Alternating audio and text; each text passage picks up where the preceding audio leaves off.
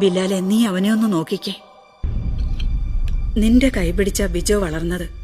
കുട്ടിക്കാലത്ത് എല്ലാവരും നഷ്ടപ്പെട്ടതിന്റെ സങ്കടം ഇനിയും അവന് മാറിയിട്ടില്ല. അവൻ ഒറ്റയ്ക്കാണെന്നുള്ള തോന്നലുണ്ടാവരുത്. ദേ, എപ്പോഴും നീയും എഡ്ഡിയും മുരുകനും ബിജോയുടെ കൂടെ ഉണ്ടാവണം.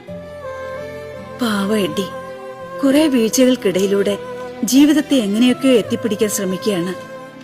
സെലീനയും കുട്ടികളുമാണ് അവന്റെ ഏക സമ്പാദ്യം. അവരെ ദുഃഖിക്കാൻ ഇടവരുന്ന ഒരു കാര്യവും സംഭവിക്കാൻ പാടില്ല. ബിലാലിന് ഞാൻ പറഞ്ഞത് മനസ്സിലായില്ലേ?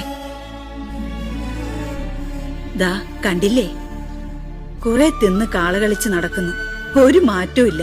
ഞാനില്ലെന്ന് വിചാരിച്ച് ഈ വീട്ടിൽ പെമ്പിള്ളാരുമായി വന്ന് കയറാമെന്ന് എന്തെങ്കിലും മോഹം ഉണ്ടെങ്കിൽ അത് നടക്കില്ലെന്ന് മുരുകനോട് പറഞ്ഞേക്കണം. ഇവർക്കൊക്കെ മുൻപ് എന്റെ അടുത്ത് വന്നത് നീയാ, എന്റെ ആദ്യത്തെ പുത്രൻ.